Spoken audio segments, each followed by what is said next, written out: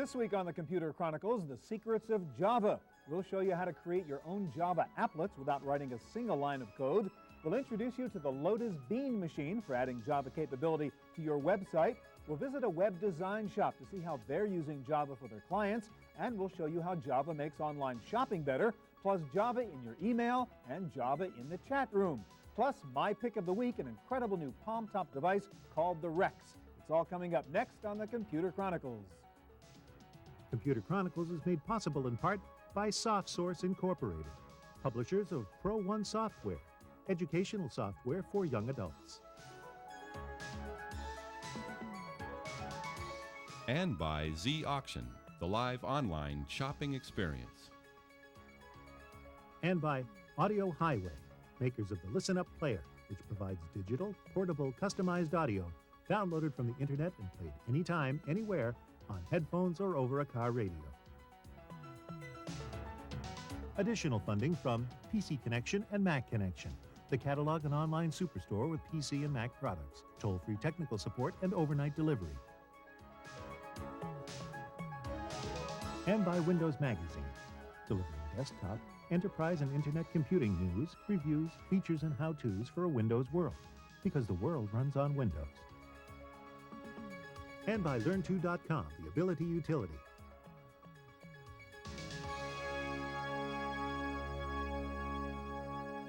Hi, and welcome to the Computer Chronicles. I'm Stewart Cheifet.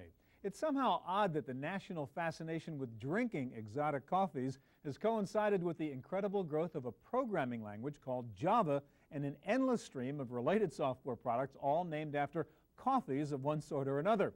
Well, today we're going to find out why Java, the software programming language, is such a big deal. And one good place to start is with a new Java authoring system that just about anybody can figure out how to use. And I guess, Frank, that's the point in Instant Coffee. I don't need to know anything about Java code, but I can create a Java applet? That's correct. Let me show you how it works. I could create a text element here. It's about as complex as using a desktop publishing product or maybe even a word processor. I can type Instant Coffee and select an animation speed. When I click the OK button, you can see that the object appears on the screen. If I can move it around with exact placement, or I can stretch it out. When I click on the preview button here, you can see that the animation shows exactly how it'll appear on your website. All right, what about little fishy characters on there? Did I create those in this too? Yeah, this is using traditional cell-based animation techniques. So here's the puffer fish, and here are the different animation cells. So that's you just got 5 frames that make that animation? That's right. I also have another fish here, which actually moves across a line when he animates. So if I double-click on him, you can see I've got individual cells for him. But I also have kind of an interesting thing in that he has an event where he can talk to the pufferfish. So you can relate different objects. That's correct. This is the 90s, so the world, the world of objects. So what can I do with it? Well, for example, the mouse click here will be sent to the puffer. If I clicked on one fish, a mouse event is sent to the pufferfish to show or hide itself. So when I'm previewing this animation, I can click on him, and that event is being triggered or received by the pufferfish. Right. Now, one of these objects could also be a hot URL, so I could click on it and link to a site? That's correct. I could make this fish link to, say, an aquarium, and this fish link to another website. All right, now, as I understand it, because this is Java, I don't need to download any particular plugin. This will simply run on my machine, right, if I have the basic browsers. That's the beauty of living in the 90s with internet browsers. For at least the last year and a half or 2 years, most browsers have been capable of running these Java applets straight out of the box. All right, it's easy to create the applet. How hard is it now to drop this into my web page? Well, I can click on the Build button here, and this will take all of the objects, compress them down to very, very small sizes, and then fire up a browser to show you your work. Okay. If you wanted to place it in your web page, Instant Coffee does that for you. All right, so we're waiting for a browser to launch right now? That's right. What you'll see is the finished applet showing up on the screen, and here it is. Okay, so this is what it would really look like. Now you've converted it into the HTML that's sitting inside my page? That's correct. So that click on the mouse button makes a pufferfish show up and appear. Any examples of anybody who's actually using Instant Coffee to do, like commercial web pages? Sure. Casio is actually using it to show off their new palm-top computer. And so in this case, you can see the front of the palm-top, but if you roll the mouse over here, you can see the back of it. Or now, one of the concerns, as you mentioned, with Java applets is they can be very big. These are applications that take up a lot of space in my computer. How big would that file be that you created there? Well, this file here is only about 25K. As a matter of fact, one of the principal features of Instant Coffee is the ability to scrunch out any excess information, so the applets become very, very small. Well, that's not so bad. Another question. I see you have 3 different fonts going here. Another problem is, suppose I don't have that font on my PC. Does it crash? This traditionally drives web designers nuts because they typically only have a choice of 2 fonts and not much control over the position. With Instant Coffee, for example, I've got an item here titled Computer Chronicles. I can use any font that's loaded on this system, so like Hattenschweiler. Which I don't have on my system. Right, can be used, and when you ran this Instant Coffee applet on your machine, you'd see the precise font. All right, now how much does it cost to buy Instant Coffee? That's the best part of it. It's only $95. And can I download like a demo on your website? You can download a fully functional trial version from the website at www.webnight.com. I'm going to play with it. Thank you very much. Thank you. Well, the whole point in using Java is to create, as we've seen, compelling applications or websites that can be easily viewed or interacted with on any computer. Java has been very important, therefore, to web design companies who can now create powerful new websites for their clients. Perched on the top floor of a South of Market loft in San Francisco is Web Design, a kind of art factory for the new generation of website creators. Web Design specializes in cutting-edge digital artwork for screen and print. Their online magazine, Dreamcatcher, features interactive art, music, and virtual worlds. The artwork comes from talented designers. The lively interface comes from Java. On the production end, Java is helping us in terms of creating very interactive elements, like buttons that are clickable, click-ins, buttons that are rollovers, interfaces, basically, and all kind of visual elements. So in a way, on the production level, it helps us create things that are impossible to create. On the end user end, it helps explain the information structure better, help in navigation through the information, as well as comprehending different kinds of information and amounts of information better. Web Design's own magazine contains many Java-enhanced functions. Click on Weather Report and you may get a flood warning that includes a visual ripple effect in its watery reflection. Buttons and menu bars respond to cursor movement and location. Everything from music choices to the signs of the zodiac become interactive visual cues. For some web designers, it's what the web will become. It's not anymore a browser window. It's now the whole desktop is being used. It's not anymore about text information. It's more about streaming information. It's not about silent medium where you read by yourself. It's now using a lot of multimedia elements. So I don't want to say that the web is getting closer to TV. I would say that it's getting close to what people imagine as interactive TV. For Computer Chronicles, I'm Sarah O'Brien.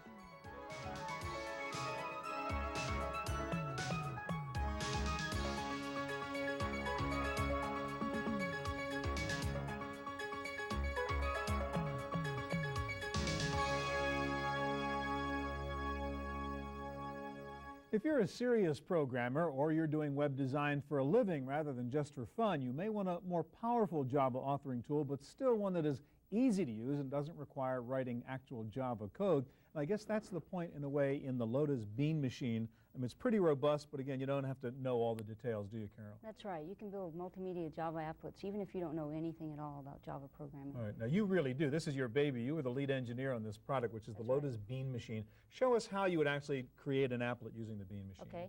The easiest way to get started is using the wizard to help you create a new applet.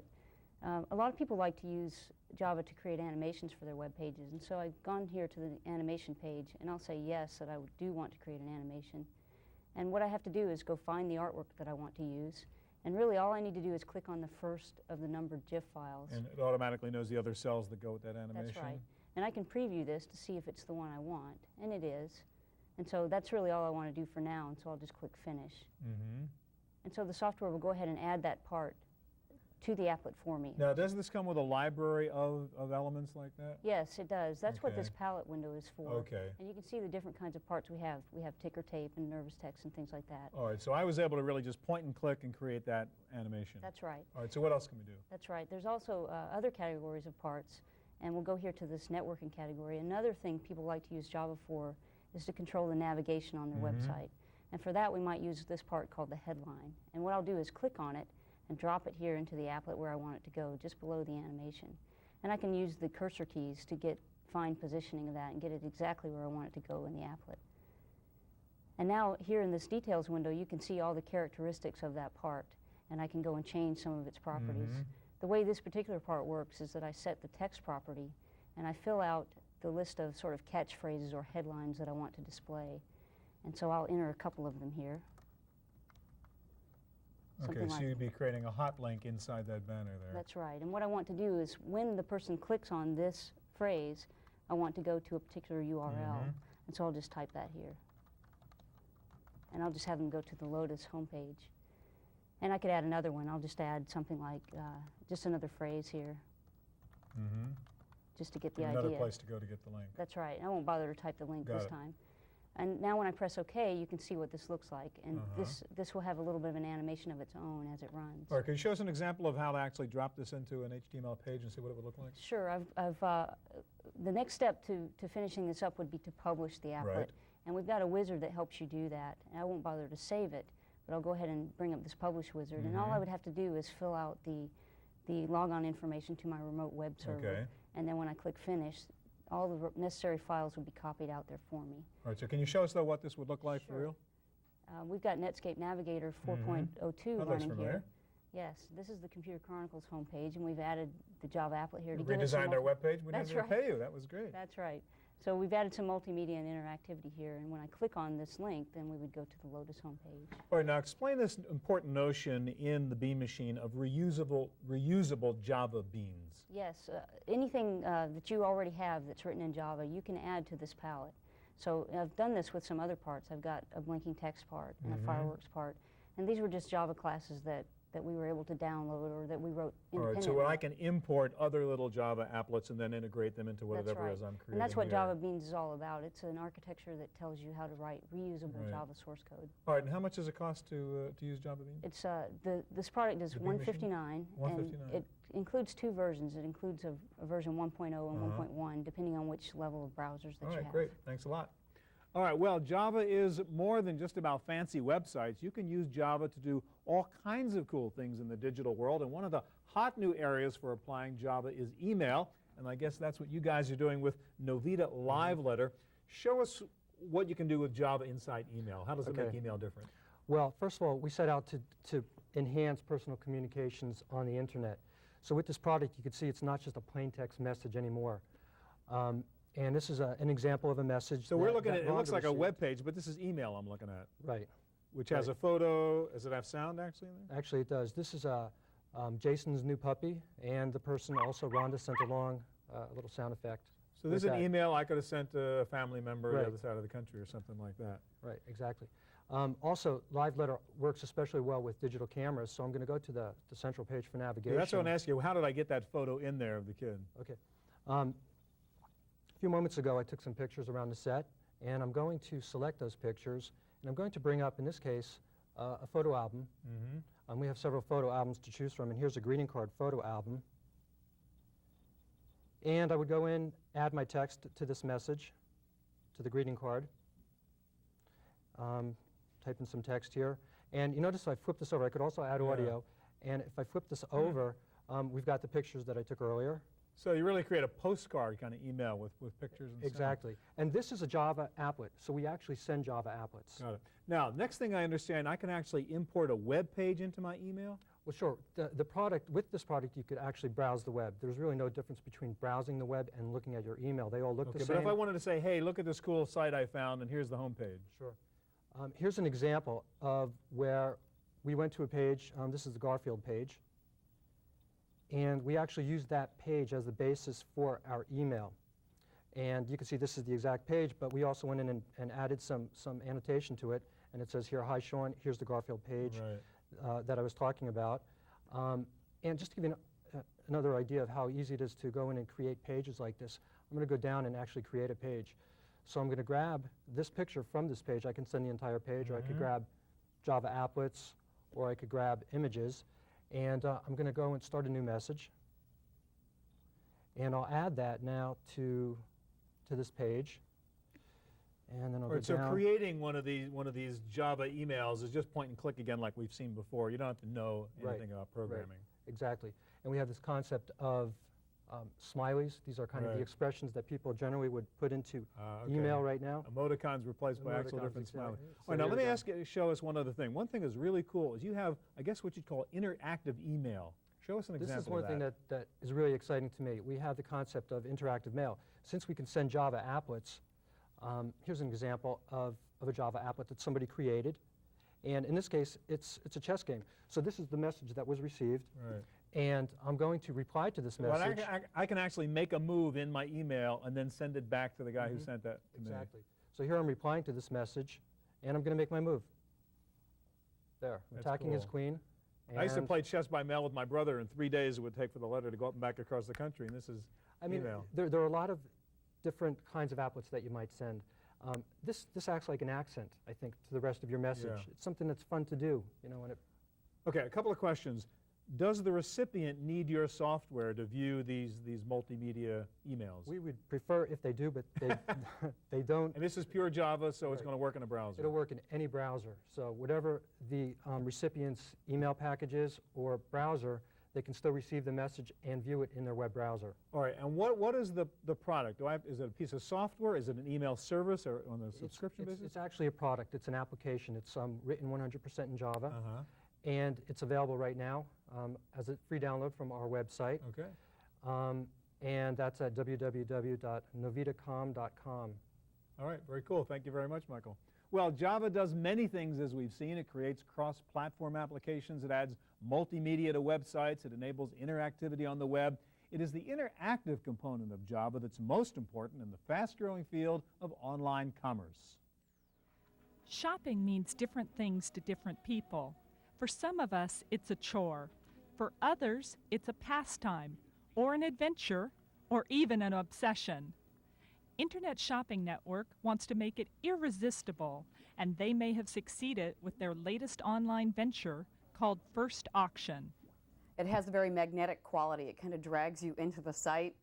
I call it deal appeal, where you get in there and you think you're getting this good deal, and you're bidding, and you're competing against these other Joe Blows who are ordering other things, and you're watching it real time. And so you start at $1 with a splash auction, and you watch it go, and you have an hour time slot. You bid on the product. You know by the end of the hour whether you got it or not. Internet Shopping Network began selling items online in 1994, back in the prehistoric days of the net. Today, First Auction makes full use of the interactive talents of Java to create immediate feedback for its shoppers. The key with JavaScript on the user side is the animation and the interactivity that the user can get on our site. The fact that we only have to write this once and it runs across all of users' different browsers and different configurations is a secondary benefit. Interactive online shopping may get a boost from Java, but some things are just better suited to internet buying than others. I would not allow my boyfriend to buy my engagement ring online. Hint, hint, if you're watching. But there are things like towels and sheets and cameras that are not necessarily things that I feel I need to scratch and sniff, so to say. For Computer Chronicles, I'm Sarah O'Brien.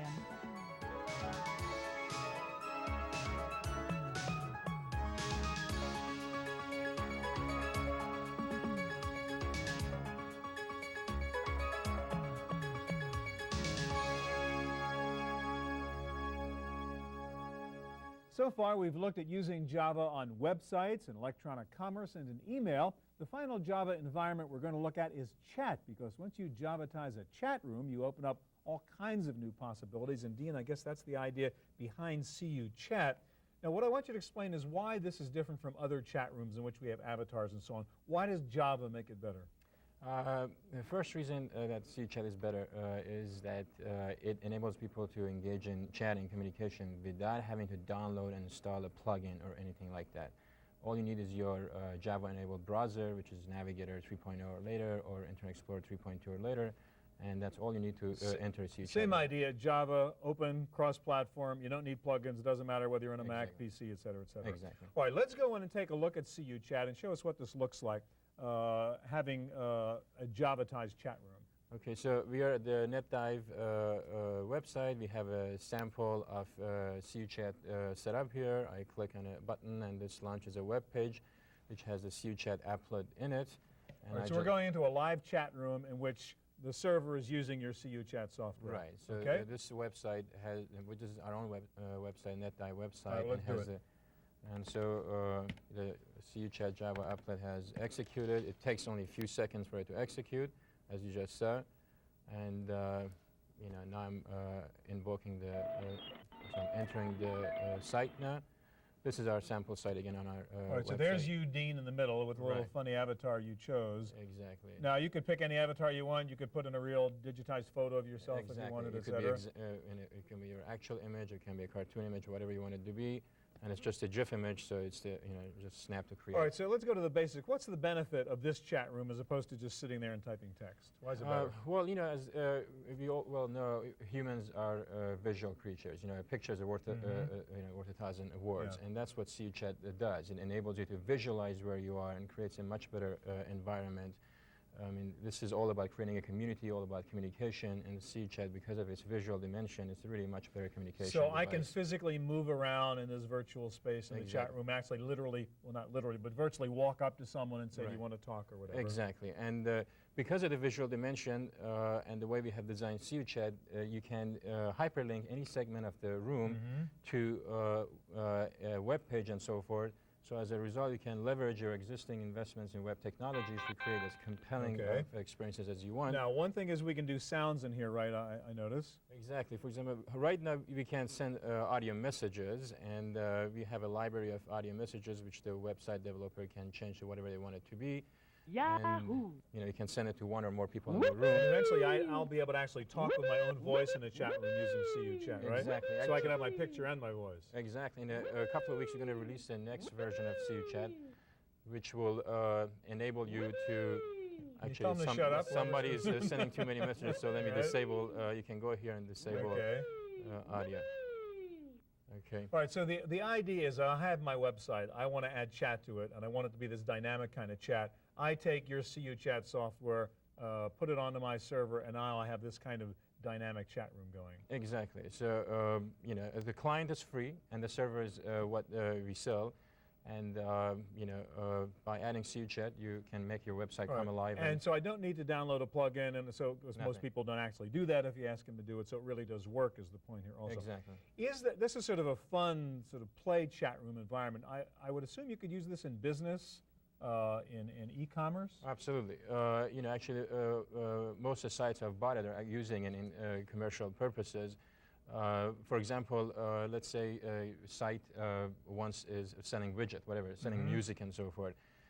You can hyperlink any segment of the CUchat room to a web page, and as a result, enable people to be talking with your salespeople or with other people while they're filling an order form, while they're listening Or to even streaming use it audio. as a sort of video conference, right? I mean, you could have a business meeting between your Exactly. office in Paris, your office in San Francisco, and Exactly. use that CUchat. Absolutely. All right, Dean, thanks very much. Thank you. All right, that's our look at Java. I'll be back in just a moment with my pick of the week.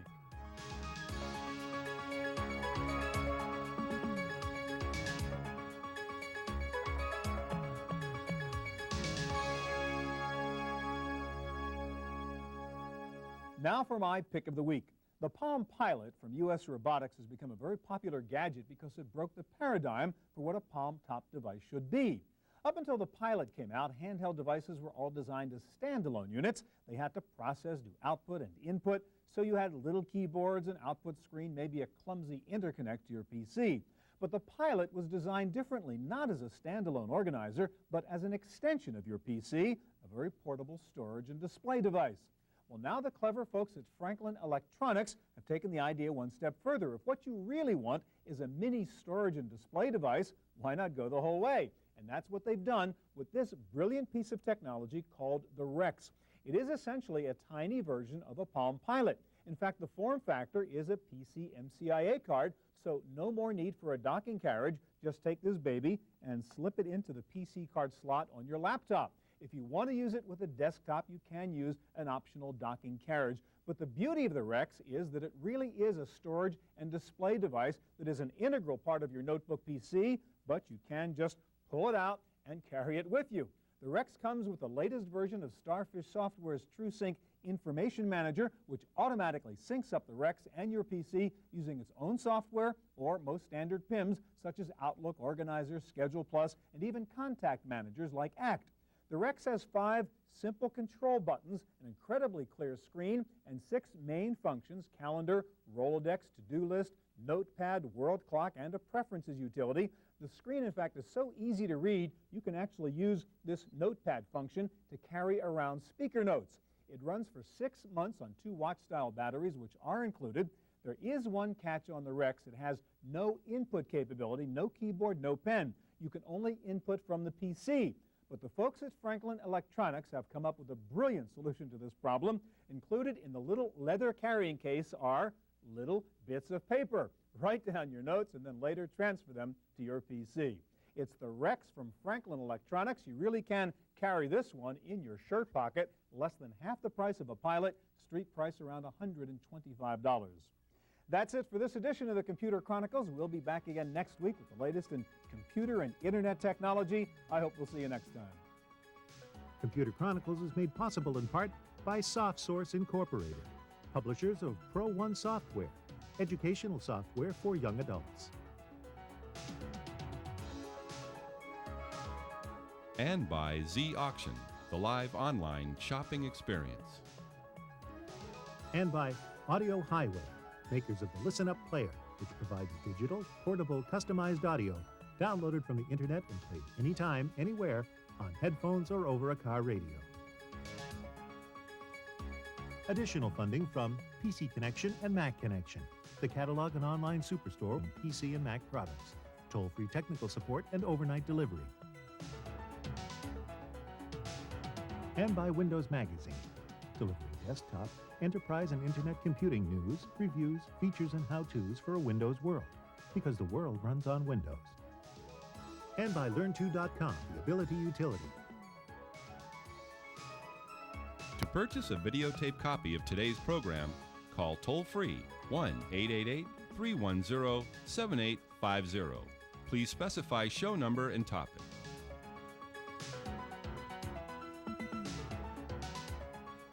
Next week on the Computer Chronicles, Virtual Universities. We'll show you how you can apply for college online. We'll show you how to go to college online. We'll visit one university that has just received a donation of $6 million worth of computers, plus a look at the University of California's online extension division, and a website where you can take credit courses in computer science, plus Stewart's Pick of the Week, a very special kind of word processor called Scriptware.